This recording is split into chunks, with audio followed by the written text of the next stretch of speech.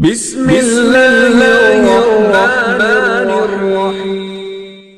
Dikisahkan di dalam kisahnya Al-Imam Syekh Abu Hasan Asy-Syadzili, di mana ada seorang murid, dia datang ke Syekh Abu Hasan Asy-Syadzili, kepada gurunya Syekh Abu Hasan.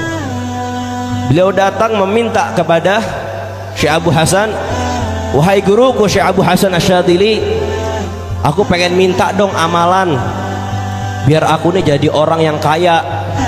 Murid minta sama guru, dikasih biar jadi orang kaya. Syekh Abu Hasan Asy-Syadzili ini orangnya gak pandai menolak.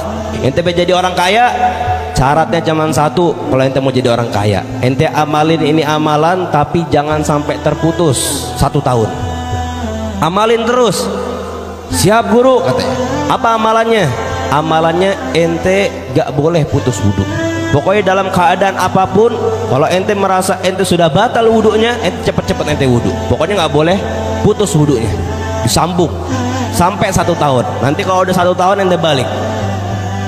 Sampai akhirnya diamalin sama ini murid. Amalannya, dia orang yang paling takut kalau wudhunya itu udah batal. Sampai kalau udah batal dia buru-buru, kayak orang kebingungan nyari wudhu.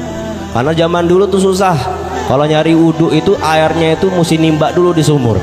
Pokoknya asal dia batal, dia sambung lagi wudhunya. Batal, sambung lagi wudhu, sampai akhirnya menjelang ingin 1 tahun, hari hanya besok udah mau 1 tahun, ini malamnya.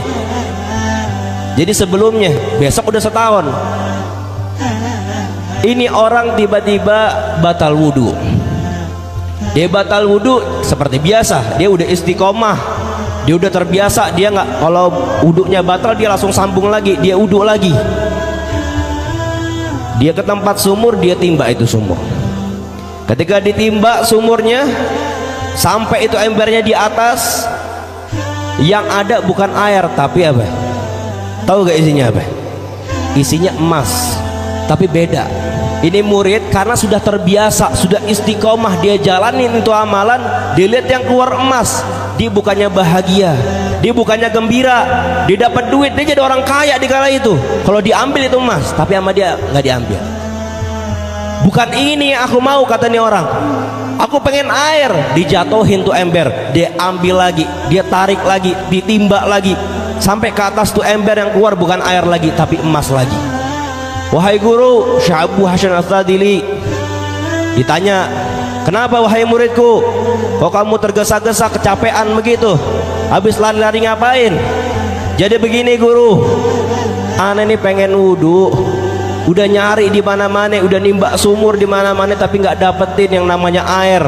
Lah terus dapatnya apaan? Dapatnya emas." Syekh Abu Hasan Asy-Syadzili akhirnya tersenyum.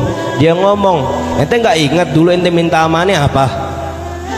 Dia pikir lagi, akhirnya dia ingat, "Oh, aneh ingat guru, dulu aneh minta amalan pengen jadi orang kaya. Nah sekarang itu jadi orang kaya, itu udah dapat emas. Kenapa ente nggak mau ambil?" "Wahai guru, aneh nggak mau deh jadi orang kaya.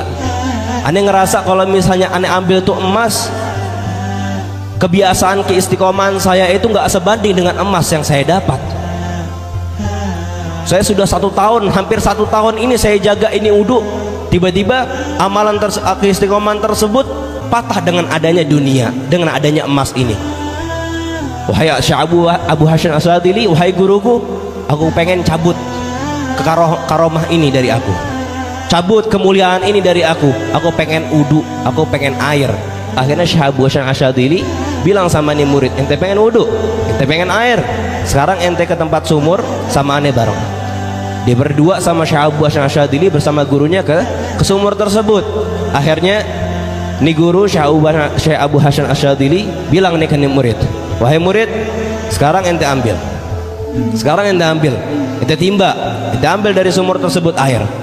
Ya, sebelum itu ya ente niatin ente wudhu bukan untuk kekayaan ente, tapi untuk istiqomahan ente dan untuk keibadahan ente untuk Allah Subhanahu wa taala. Ente ikhlas, ente istiqomah, ente ikhlas, bukan untuk dunia. Siap wahai guru." Akhirnya dia timba sampai embernya di atas, yang keluar apa? Keluar air. Dikisahkan di dalam kitab Irsyadul Ibad di zaman Al-Imam Syekh Ibnu Hajar Al-Asqalani, ada seorang kaya di zaman beliau pergi ke Mekah dengan membawa uang tunai yang banyak. Sampai di Mekah, orang kaya ini bingung kalau dia ibadah haji dengan memegang dan membawa uang yang banyak, takut uangnya hilang.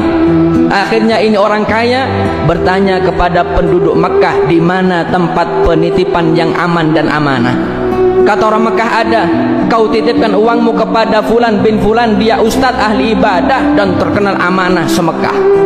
Akhirnya orang kaya ini ke rumah Pak Ustadz itu, yang terkenal amanah, yang terkenal ahli ibadah, ustadz juga.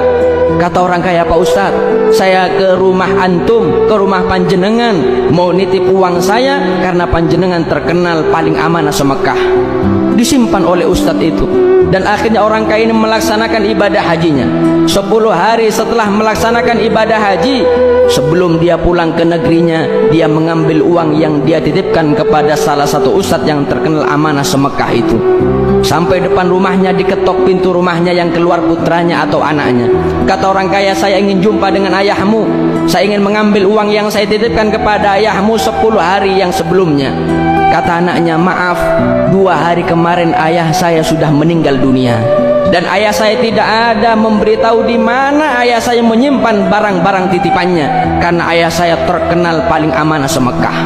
Orang kaya ini bingung, dia mengambil uangnya nggak bisa, anaknya pun nggak tahu di mana almarhum ayahnya menyimpan barang titipan.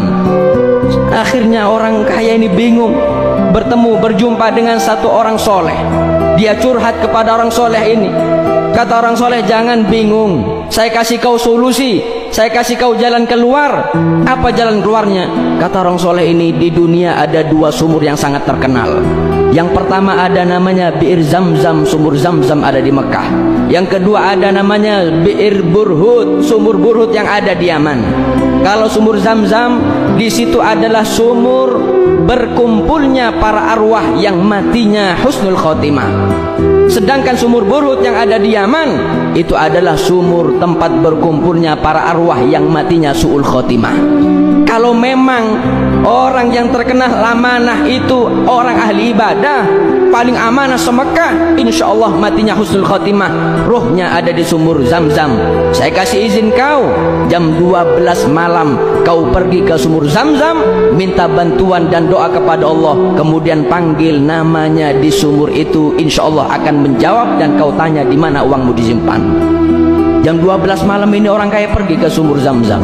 Sampai di sumur Zamzam dipanggil nama rohnya, sekali nggak ada jawab rohnya. Dipanggil lagi 2 kali nggak ada jawab. Sampai datang waktu subuh dipanggil nggak ada jawab. Kembali lagi kepada orang soleh. Kata orang kaya, wahai ustadz, wahai kiai, sudah saya laksanakan, sudah saya panggil namanya di sumur Zamzam, nggak ada jawab. Kata orang soleh ini, innalillah, kalau ruhnya tidak menjawab di sumur Zamzam, berarti ruh itu ada di Yaman di sumur Burhut. Sekarang kau pergi ke Yaman, cari sumur Burhut. Ketika kau dapat sumur Burhut, panggil nama ruhnya, dijamin dia akan jawab, tanya uangmu di mana. Ini orang kaya pergi ke Yaman, sampai di Yaman mencari sumur Burhut. Jam 12 malam dipanggil nama ruhnya di lubang sumur Burhut. Subhanallah, sekali dipanggil menjawab rohnya. Ditanya oleh orang kaya ini, ya fulan, ustadz, kau simpan mana uang saya, dan kau simpan mana barang titipan yang mereka titipkan kepadamu? Kata ustadz ini, saya simpan semua barang titipan di rumah belakang, di belakang rumah saya 5 meter, saya pendam ke bawah 5 meter. Kau sekarang kembali ke Mekah, salam kepada anak saya, barang titipan termasuk uangmu saya simpan di sana semua.